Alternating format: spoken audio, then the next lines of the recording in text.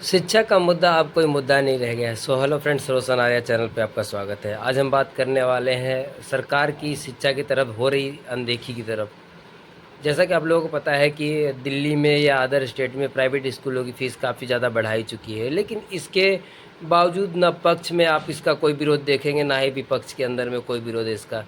पक्ष वाले सरकार इसलिए चुप है कि विपक्ष कुछ कहने को तैयार नहीं है, और पब्लिक के पास तो इतना समय ही नहीं है कि वो अपनी बातों को कहने के लिए सरकार तक कहाँ तक जाए।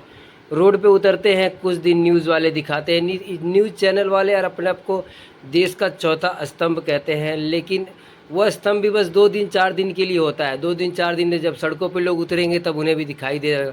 उसके अलावा उन्हें भी दिखाई नहीं देता कि हाँ, किस तरीके से शिक्षा व्यवस्था इस समय भारत की मतलब कम होती जा रही है, ख़त्म होती जा रही है, महंगी होती जा रही है, लेकिन कोई भी इस न्यूज़ को चलाने के लिए तैयार नहीं है। एक दिन चलाते हैं जब लोग सड़कों पे होते हैं या कोई बात होती है तब चलाएंगे, दूसरे दिन वो न्यूज़ गायब ही हो जाती है, दूसरे दिन उस न्यूज़ को मतलब देखा ही नहीं जाता है।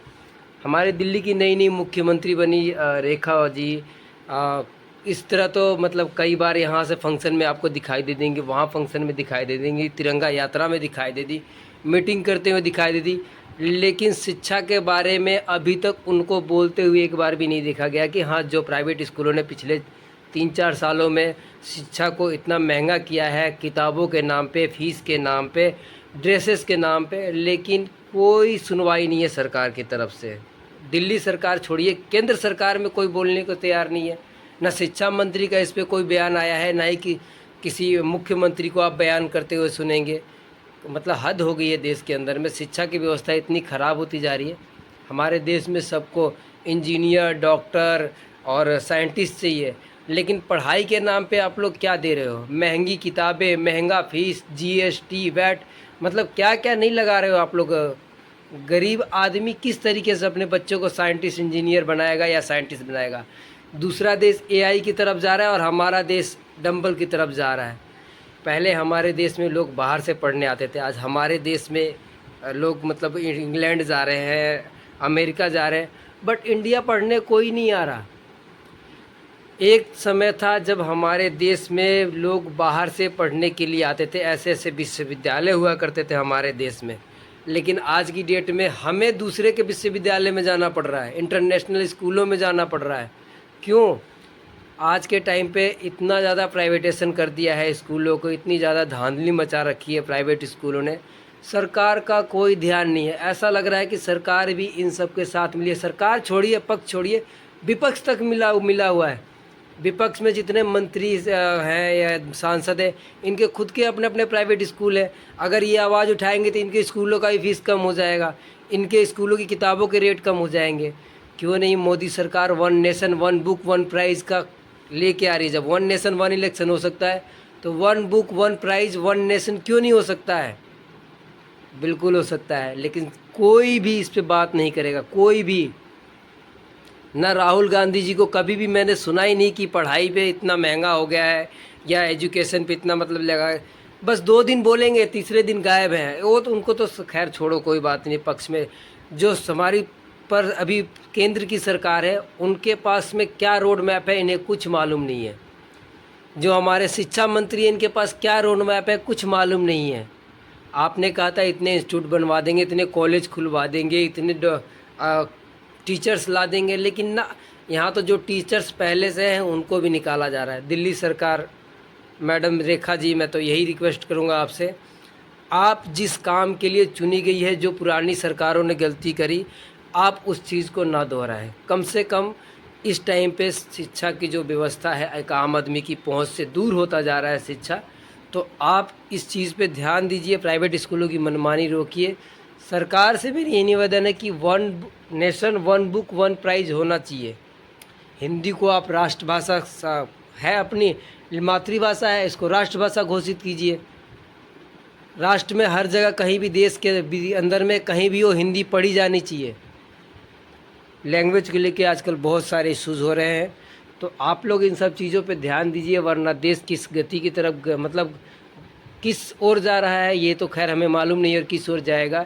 लेकिन एक समय था, चलो हमारे पास व्यवस्थाएं नहीं थी, पैसा नहीं था, या उतना हमारे पास सशक्ति नहीं थी, लेकिन आज तो हम देश के मतलब चौथा लार्जेस्ट इकॉनमी बन गए हैं, उसके बावजूद अगर हम व्यवस्थाओं को दुरुस्त नहीं करेंगे, हम बात करते हैं देश को विश्व गुरु बनाने की, जब तक आप पढ़ाई ही नहीं देंगे तो विश्व गुरु बनेगा कैसे? आप पढ़ाई एजुकेशन पे ही ध्यान नहीं देंगे लोगों को। एक गरीब आदमी अपने बच्चों को किस तरीके से 2 लाख 5 लाख एजुकेशन दिला के इंजीनियर डॉक्टर बनाएगा? है किसके पास इतना पैसा? किसी के पास नहीं है। वो अपना खाना कमाने के लिए बड़ी मुश्किल से जुटा पाता है। आप सोचते हैं कि वो आपको इंजीनियर 2 लाख 5 लाख बना के इंजीनियर देगा? कैसे दे देगा आपको इंजीनियर? आप पढ़ाई की व्यवस्था को जितना ज़्यादा हो सकता है सरल बनाइए। कहनी बहुत सारी बातें हैं, लेकिन मुझे लगता है कि कम शब्दों में कहा जाए तो देश को इस समय ऐसे शिक्षा मंत्री की ज़रूरत है। शिक्षा मंत्री जी, अगर आपसे नहीं हो रहा तो आप अपने आप को रिज़ाइन करिए और बैठाइए दूसरे को, जिसको विज़न अच्छा हो, जिसको देखने में लगे कि हाँ, एक गरीब आदमी कैसे पढ़ सकता है। मेरा तो बस यही कहना है कि देश की शिक्षा व्यवस्था जितनी जल्दी हो सके आप लोग ठीक कीजिए, वरना देश भगवान भरोसे चल रहा है और आगे भी भगवान भरोसे ही चलेगा। जो होगा देश का वो आप भी देखेंगे और मैं भी देखूंगा। हो सकता है हमारी आने वाली पीढ़ियों को शिक्षा के बारे में इतनी महंगी हो जाए कि आम आदमी चोरी डकैती लूट वगैरह चालू कर दे, उसे पढ़ाई से लिखाई महंगी लगने लगे, वो और क्या करेगा? तो शिक्षा में नहीं मिलेगा। यह हो सकता है आप लोग शिक्षा इसलिए नहीं देना चाहते कि फिर आपको रोज़गार देना पड़ेगा। अरे शिक्षा दीजिए, रोज़गार वो अपने आप कर लेगा। इतनी सारी चीज़ें आज इम्प्लीमेंट हो रही है, वो अपने आप कर लेगा, लेकिन आप पहले शिक्षा तो कम से कम दीजिए। 5 लाख 10 लाख पढ़ाई में लग रहा है, 2 लाख पढ़ाई में लग रहा है, लेकिन सरकारों का इस पर कोई ध्यान नहीं। कोचिंग सेंटर इतने महंगे महंगे कोचिंग करवा रखे हैं आज के टाइम पे, उन पे किसी का कोई लगाम नहीं है। सरकारी तंत्र, शिक्षा तंत्र, सारे के सारे ऐसा लगता है सब के सब एकदम मिले हुए हैं। किसी को शिक्षा पे बात ही नहीं करनी है। फ्रेंड्स, आप लोगों को क्या लगता है, क्या सरकार को इस तरफ शिक्षा की तरफ में अपने कदम को और मजबूत नहीं करना चाहिए, और ज़्यादा सशक्त नहीं करना चाहिए? 1 नेशन 1 बुक 1 टाइम प्राइज़ के बारे में आप लोगों का क्या मतलब कहना है? आप लोग हमें ज़रूर बताएं। वीडियो अच्छी लगी हो तो वीडियो को लाइक करें और ऐसे ही देश के ज्वलंत मुद्दों के लिए हमारे चैनल को सब्सक्राइब कर लीजिए। 100% बताते हैं कि हम ऐसे मुद्दे ढूंढ कर ले आएंगे जो हमेशा आपके पास से होके गुजरेगी। तो आप हमारे चैनल को सब्सक्राइब करें। मिलते हैं नेक्स्ट वीडियो में एक नए मुद्दे के साथ में। तब तक जय हिंद, जय भारत। एक बात और है फ्रेंड्स, हमारे देश के जितने भी नेता, राजनेता, मंत्री, सांसद जितने भी हैं, आप देख लीजिए, इनके किसी के भी बच्चे सरकारी स्कूल में नहीं पढ़ रहे होंगे। सरकारी स्कूल की स्थिति ऐसी है कि कोई अपने बच्चों को भेजना ही नहीं चाहता। वो चाहते हैं कि आप अपने बच्चों को सरकारी स्कूल में भेजें, जैसे तैसे आप पढ़ लें।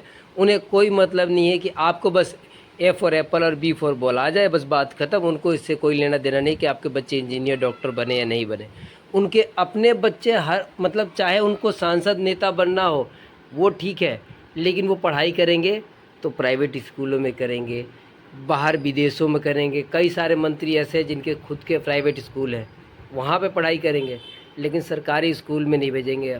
ये बात तो कंफर्म हो चुकी है कि हाँ, जितने भी मंत्री हैं काफ़ी सारे को बच्चे देश से बाहर विदेशों में पढ़ के आते हैं। आप कई बार सुने होंगे कि लंदन से पढ़े हैं, वो अमेरिका से पढ़ के आए हैं, लेकिन आप कोई आपको ये नहीं कहेगा कि मेरा बेटा भारतीय स्कूल में से पढ़ के आया है, भारतीय कॉलेज से पढ़ के आया है, हिंदुस्तान में कॉलेज में पढ़ा है ना, बिल्कुल नहीं। ऐसा हो ही नहीं सकता। एक विधायक तक का बच्चा सरकारी स्कूल में नहीं जाता। इसका मतलब सरकारी स्कूल इतना डंप हो गया है कि आप लोग अपने खुद के बच्चों को सरकारी स्कूल में नहीं भेज रहे। फिर आप चाहते हो गरीब का बच्चा सरकारी स्कूल में जाए, जो एजुकेशन मिलना है मिल ले, पढ़े अपने पढ़े तो पढ़े, नहीं पढ़े तो कोई बात नहीं जी। आप एजुकेशन आपको तो देना ही नहीं है। सर, मैं हाथ जोड़ के केंद्रीय सरकार, केंद्रीय मंत्री, केंद्रीय शिक्षा मंत्री सबसे फिर से गुहार लगाऊंगा कि आप लोग भारत की शिक्षा व्यवस्था को दुरुस्त कीजिए। अगर सरकारी स्कूलों को आप इतना दुरुस्त कर दें कि आपके खुद के बच्चे उसमें पढ़ने जाने लगे तो प्राइवेट स्कूल के बच्चे अपने आप जाएंगे। लेकिन जिस तरीके से आप अपने बच्चों को नहीं पढ़ा सकते तो फिर आप अदरवाइज़ क्या करेंगे? थैंक यू, जय हिंद।